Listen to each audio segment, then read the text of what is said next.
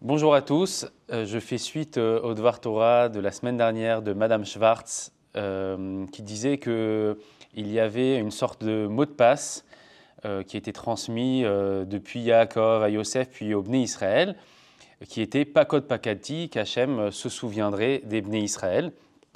Et donc c'est ça qui a été transmis de génération en génération et que les Bnei Israël devaient entendre pour sortir d'Égypte. Alors, si on regarde les psukim, l'histoire est quand même assez compliquée, puisque dans l'épisode du Séné, du buisson ardent, il y a un long dialogue entre Hachem et Moshe. Et au milieu de ce dialogue, Moshe dit si les Bnei Israël me demandent quel est ton nom, que leur dirai-je? Eh bien, Hachem dit tu leur diras je suis Eyé Asher Eyé, je serai ce que je serai. Va rassemble les Ékénim, donc les sages, et dis-leur justement cette formule-là, Pakod Pakati, je me suis souvenu. Et le Pasuk Yutret dit Vesham ou les kolecha, ils écouteront ta voix. Voilà ce que dit Hachem. Moshe va répondre au chapitre 4. Vayan Moshe vayomer. Moshe a répondu et a dit Vehen lo yaminuli, et ils ne me croiront pas. Velo ishmeu bekoli, et ils n'écouteront pas ma voix. Donc, Hachem dit Vesham ou les kolecha, ils écouteront ta voix. Et Moshe contredit Hachem en disant mais non, Velo ishmeu bekoli, et reprend les mêmes termes, ils ne m'écouteront pas. Alors, Madame Leibovitch rapporte plusieurs commentateurs pour expliquer cette opposition de Moshe au discours d'Hachem. Le premier, c'est Ibn Ezra, qui dit que Hachem demandait à Moshe de rassembler les Ékénim, les sages, et de leur transmettre cette formule-là, Pakod Pakati. Et Moshe va dire « mais le peuple ne me croira pas ». Donc cette proposition est invalidée par Madame Leibovitch parce que dans le texte, on ne voit pas du tout que Moshe parle du peuple, il parle sur le même plan qu'Hachem. Hachem a dit « les sages t'écouteront » et a priori, Moshe dit « non, ils ne m'écouteront pas » et on parle également des sages. La deuxième possibilité qu'elle rapporte, c'est celle du Ramban, qui dit que Hachem dit « les sages t'écouteront » et Moshe dit « ils m'écouteront dans un premier temps, mais dans un second temps, lorsqu'ils verront que Pharaon s'entête et ne laisse pas sortir les Bnei Israël, ils finiront par ne pas m'écouter et à me laisser tout seul. » À nouveau, cette proposition ne tient pas dans les versets, puisqu'on ne voit pas que Moshe répond en disant « ils ne me croiront pas dans un second temps ».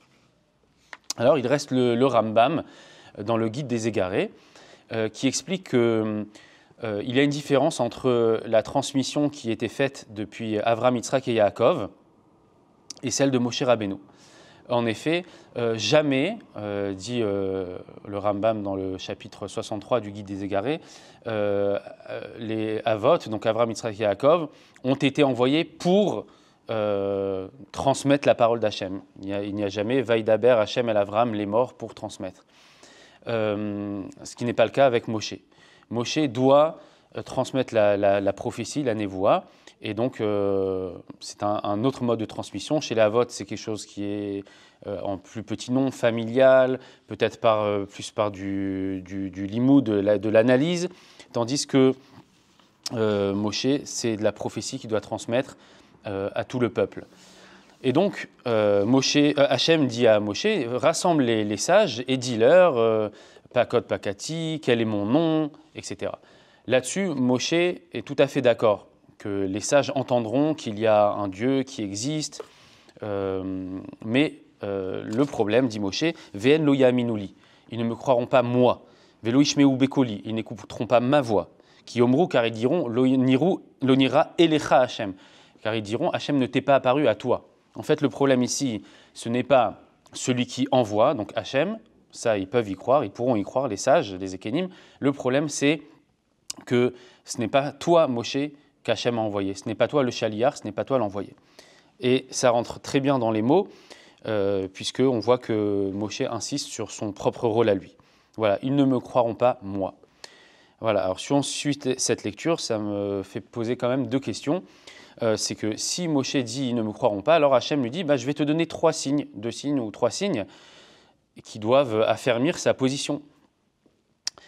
Donc ce que je demande, c'est en quoi dans le contenu on voit une réponse à cette crainte-là de Moshe. Comment est-ce que ces signes-là répondent à cette non-croyance que pourrait avoir le peuple. Je demande dans le contenu comment on voit ça d'après le Rambam. Et enfin, le Rambam lui-même dit dans le Ilchot Yesodei HaTorah, il dit au chapitre 8 que les Bnei Israël n'ont pas cru en Moshe à cause des signes qu'il a fait, car tout celui qui croit dans les signes, il a un doute dans son cœur, mais ils croiront en Moshe après le Mahamad Har Sinaï. Donc pourquoi est-ce que Hachem donne des signes sur lesquels on ne peut pas se baser, et celui qui se base dessus a un problème dans sa confiance.